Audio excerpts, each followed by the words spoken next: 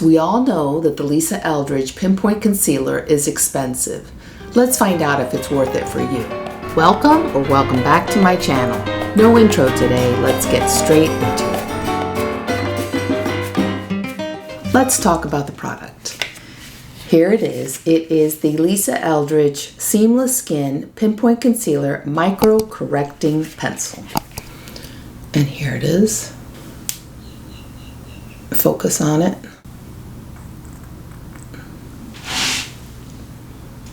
So it has a 1.5 millimeter tip.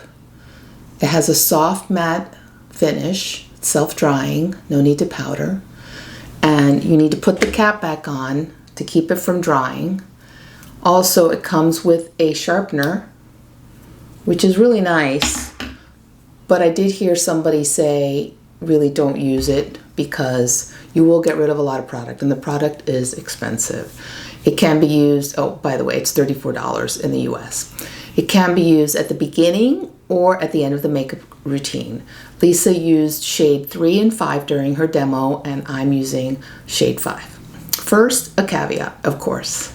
I have mature, dry skin with acne scars. And also, I am a makeup enthusiast, not a makeup artist. Don't come for me. I filmed some B-roll with the application on this side of my face in 3 different ways. First, on bare skin, and then secondly, on skin with just some moisturizer, and thirdly, with just Lisa Eldridge's skin tint. That way you can see how the product responds to different types of bases. Here's my bare skin video. It's an up-close and personal look at my skin. The color is not perfect for my skin color because I have some redness in my skin naturally. I typically use foundation, tint, or tinted sunscreen that has a warm color, so that corrects my redness. I also typically use a base that's just slightly deeper than my pale face so that it matches with the rest of my body. I hope you can see that this product does not exactly work on my bare skin. It needs some barrier, some moisture to conceal properly. It looks a little caked and it increases the texture on my skin. Something to note, it does dry down rather quickly, and once it does, it definitely sets and you will need a makeup remover to take it off. Here's my skincare skin.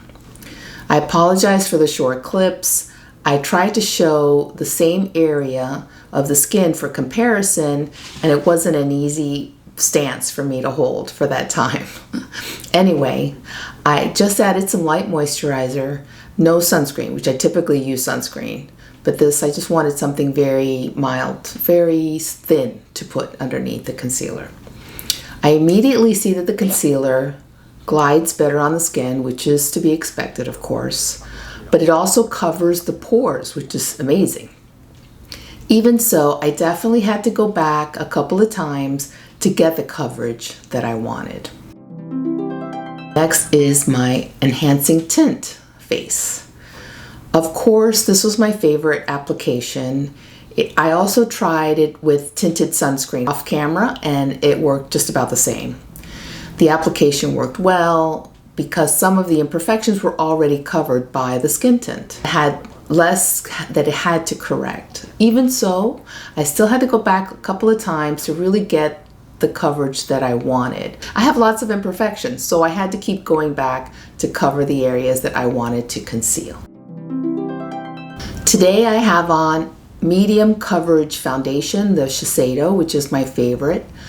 And I use 2 different kinds of concealers. I use this MAC Studio Sculpt, which I just use as a concealer. I just like the consistency is super creamy, so it works for me. I also, under my eyes, I use the Kosas concealer.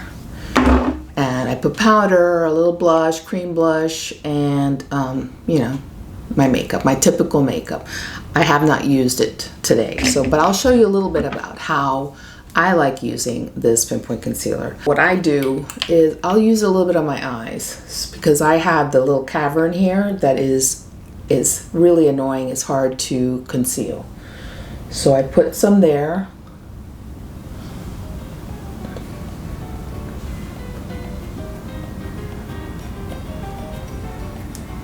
To try to brighten up that area. So here I go, putting a little bit here.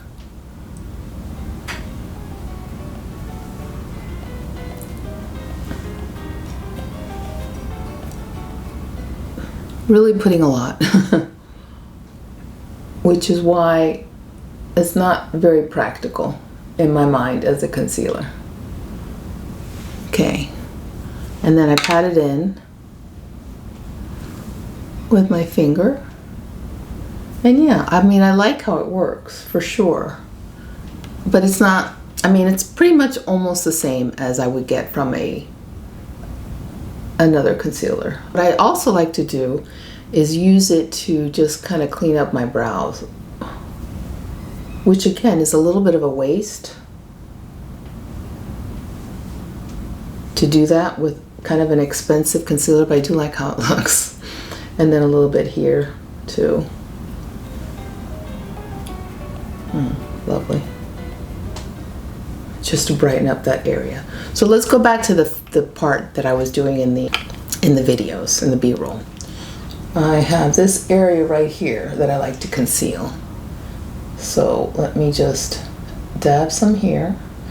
I've got some blush on. Some cream blush, the Road blush. But I think it does a decent job of concealing, even on top of the blush, as you'll see. I also like using it under my lips.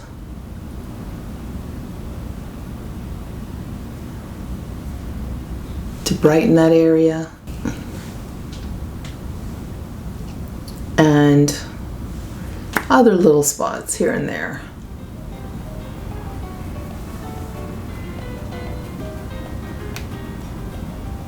Oh, I also use it, I've tried using it on my hands.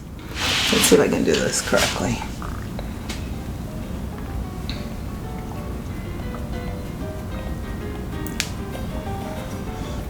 It's a little bit of a shocker when you see your hands on videotape and see the little lovely age spots that you really never even notice.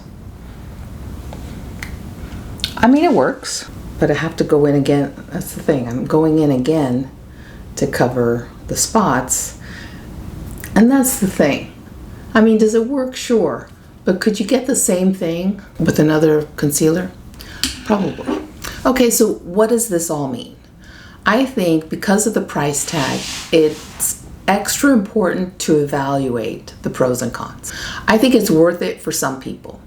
If you have basically good skin, not a lot of marks, not a lot of pores, not a lot of visible pores, we all have pores, then maybe this is something that you would like.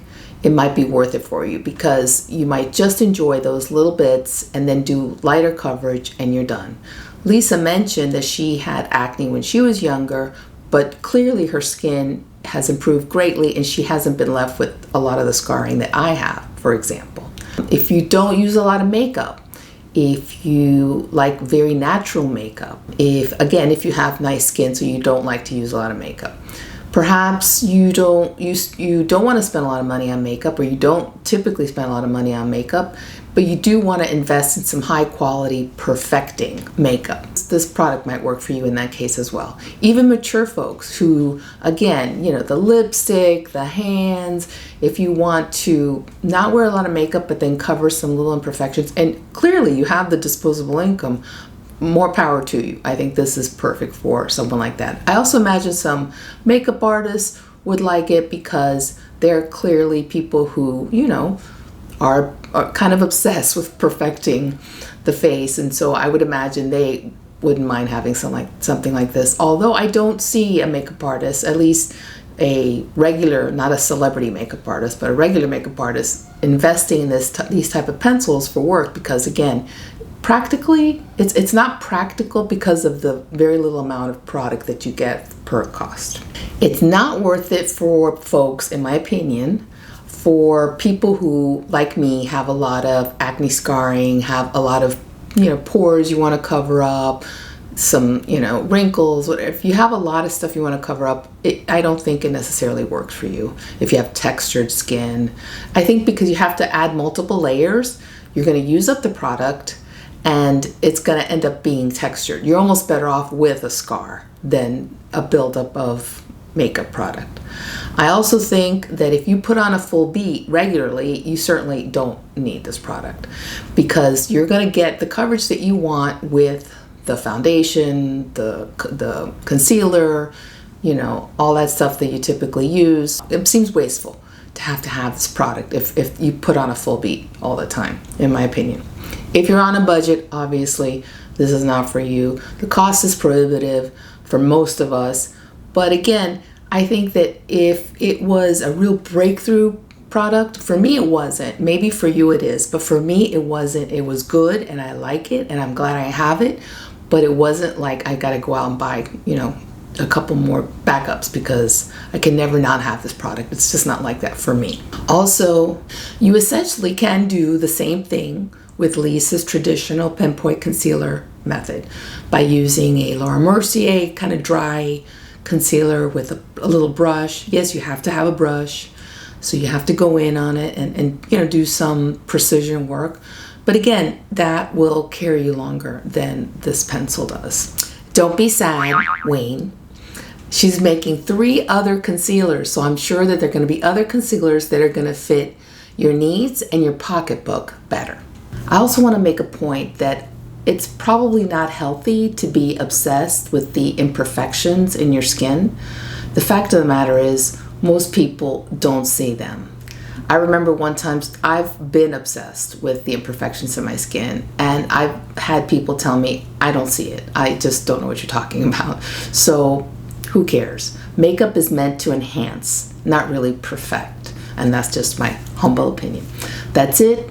That's my review of Lisa Eldridge's Pinpoint Concealer. Hope this helps you. Thank you for watching. Abortion is healthcare. Wear sunscreen. Peace.